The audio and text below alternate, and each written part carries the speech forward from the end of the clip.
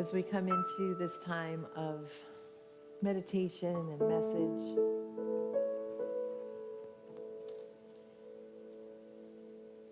I invite you to find a simple gesture that holds joy and sorrow for you. Maybe your right and left hands cupped, holding one under the other. Your palms open gently to receive the promise of love and spirit. Maybe one hand on your heart, on your belly, or just simply your hands resting at your side.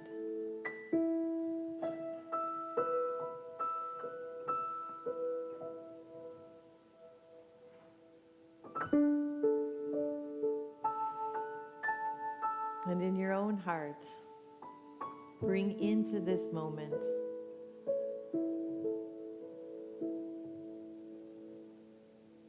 the joys and sorrows, the laughter, the concerns, all of the threads that make up our human existence.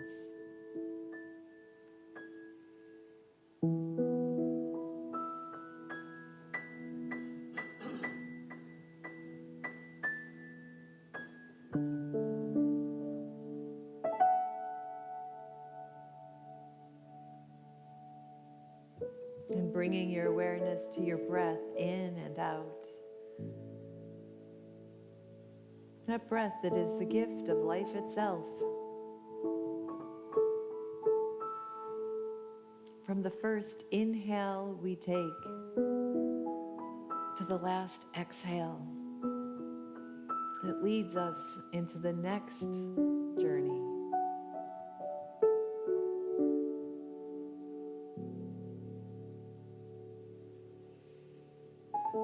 You are filled with the infinite spirit.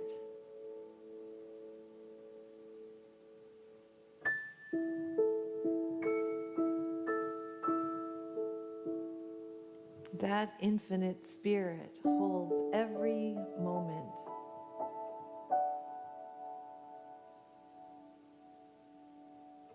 The moments of awareness, the moments when we are numb to the truth that Emmanuel, God, is with us,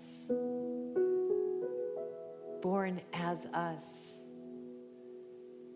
and the ongoing revelation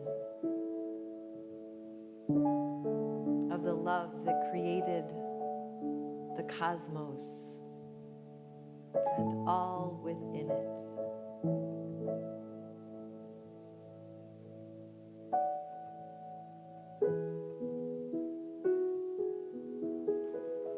This moment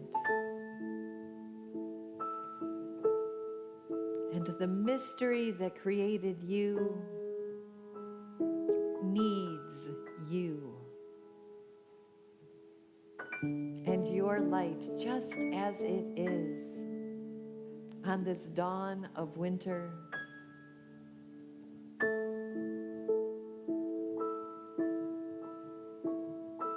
On this dawn of winter when the light returns.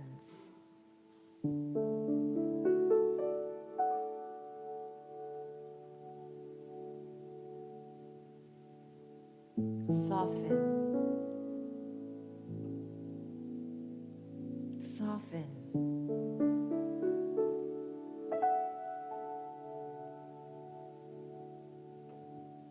All this joy, all this sorrow, all this promise and pain. Such is the gift of life that holds it all. The gift of being fully human, welcoming all that is.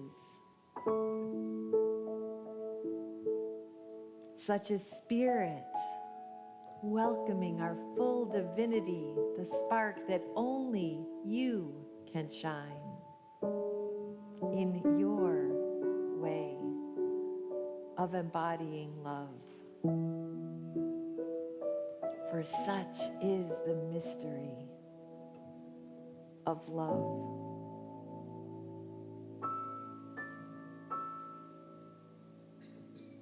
And so it is.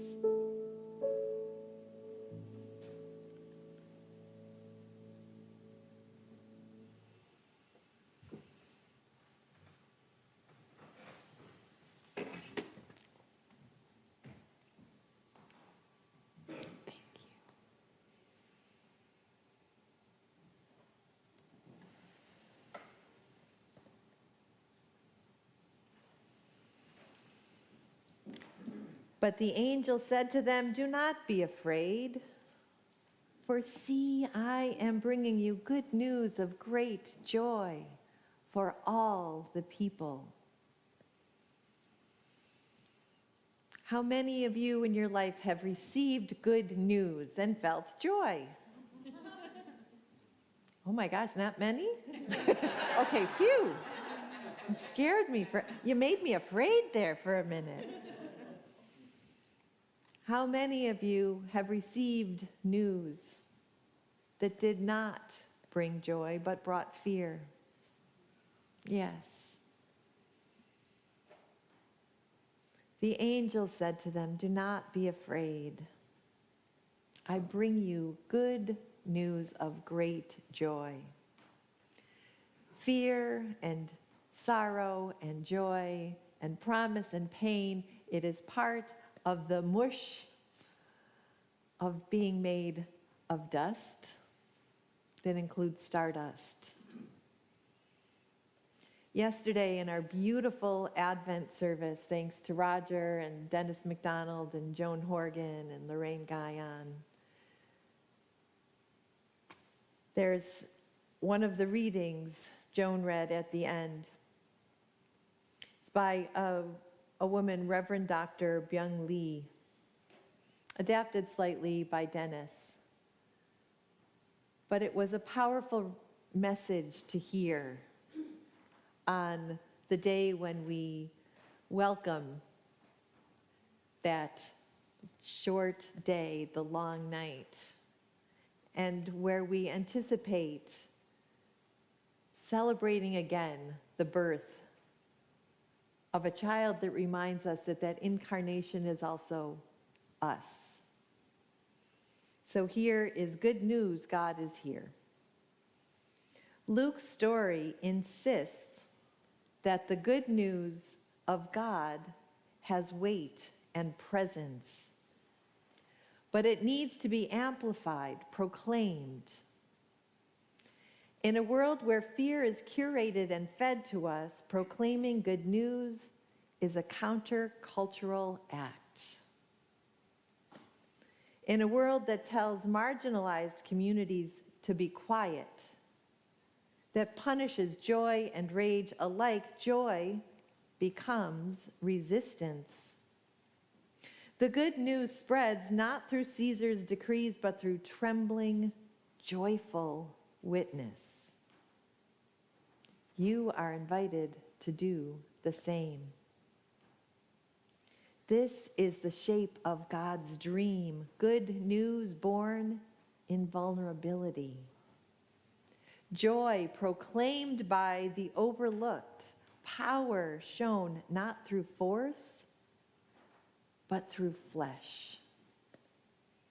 So let us proclaim the good news loudly. Let us make the space for joy that shakes the walls. Let us resist fear's domination by bearing witness to light, to peace, to the Christ among us. Because fear may be loud, but love is louder. Violence may be strong, but hope is stronger. And the good news: God is here will not be silenced.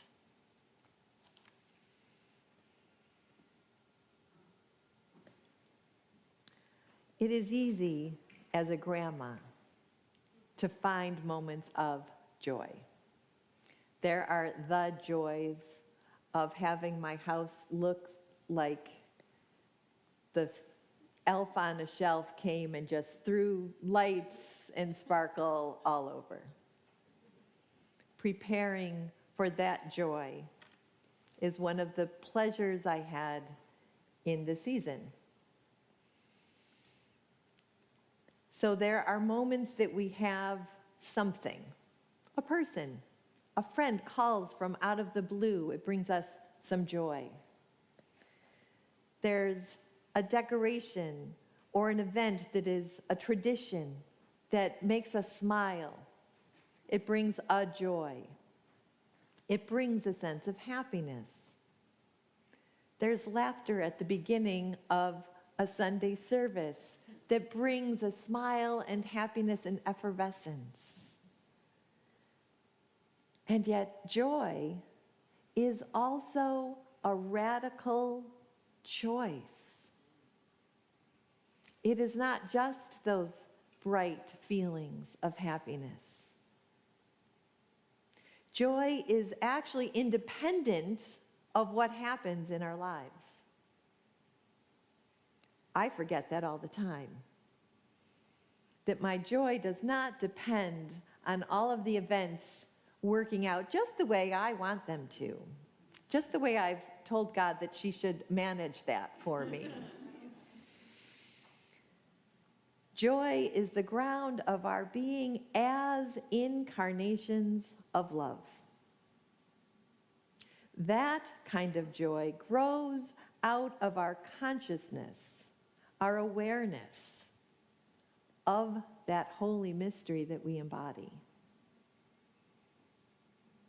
Joy resists the noise and terror of empire. Empire that existed in the story that we will read about on Christmas Eve, the time of Mary and Jesus, whose last name was not Christ.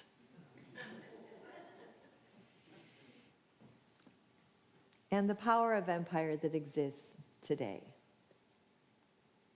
Joy holds tenderly all of it.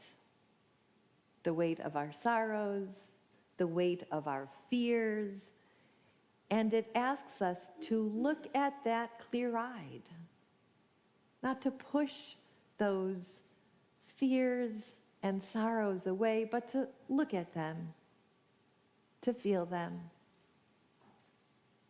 and to let them be held by that deeper joy.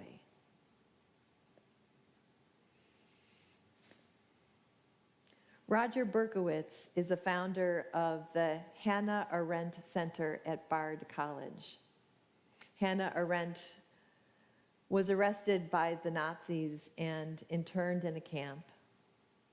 She lived for 18 years without a country. And she is a writer who insisted that we must still find ways to love the world. Berkowitz writes, "To love the world as it is without illusions is to discover joy in the face of suffering. Joy promises spiritual clarity. It affirms that something meaningful and beautiful remains, even now."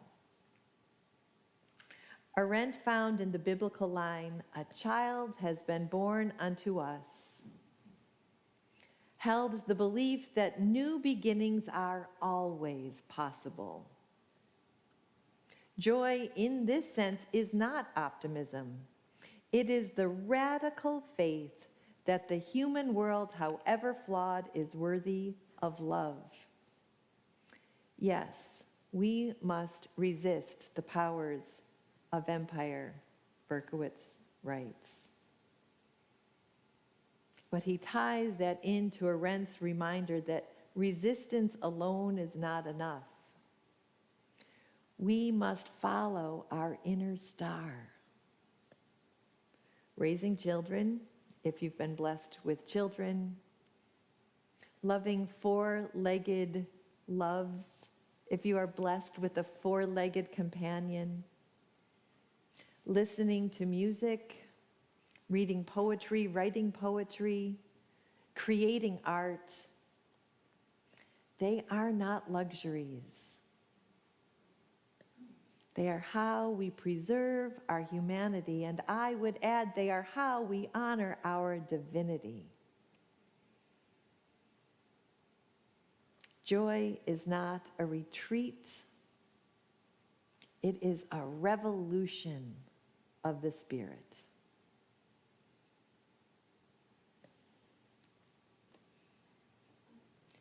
So as we round out these weeks of holy waiting,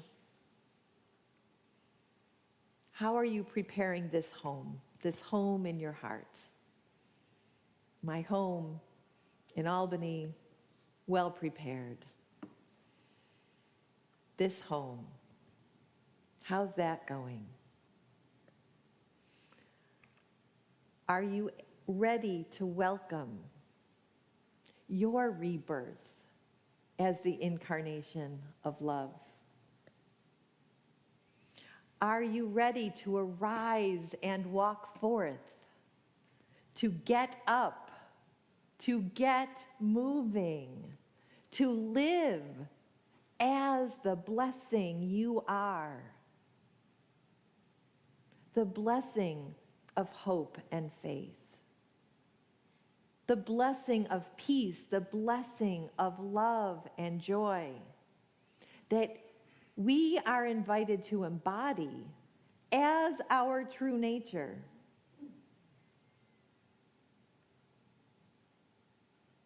In a few days on Christmas Eve, we'll remember that story. That story of a young woman's yes. Yes to a path that made no sense to her human mind. But her yes to a call that was deeper than her human awareness could understand. And so her joy and her words of resistance to the empire of her day. I'll say more about that on Wednesday. We remember her yes, and we're remembering our own yes. When we have answered that call in ways that bring us deep joy, in ways that we have to look for the moments of joy, and we remember the birth of this baby who grew into a man who challenged the status quo, not as the only child of the divine call, but as the reminder of how we are called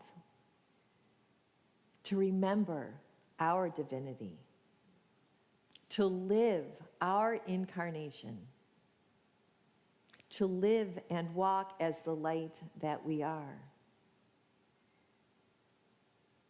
We were made for times like these. Because here we are. So clearly this moment needs us. All that is alive in the world around us needs us.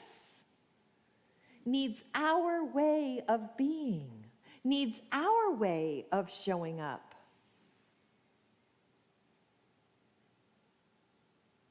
Just our way. We are not called to take on the gifts of anyone else, just our own, but to fully inhabit those gifts and to bring them alive in each other as we witness each other's light, as we witness each other's beauty. Look around this room at the deep beauty here. Beloveds at home, though we cannot see you, it's not two-way television. Your presence is a gift to us as well. Moment by moment, choice by choice,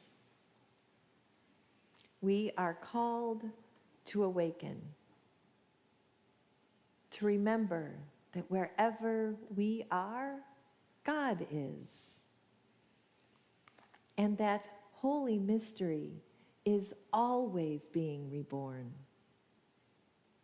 Every moment, reborn in us and as us. And in case you forget that you were created for joy, as I sometimes do, here is one of my favorite Hafiz poems, Created for Joy. I sometimes forget that I was created for joy. My mind is too busy. My heart is too heavy for me to remember that I have been called to dance the sacred dance of life. I was created to smile, to love, to be lifted up and to lift others up. O sacred one, untangle my feet from all that ensnares. Free my soul, that we might dance, and that our dancing might be contagious. O sacred one, untangle our feet. Untangle our hearts. Let us dance with you in joy as the unrepeatable expressions of love that we are, and may we be contagious only in that. And so it is. Amen.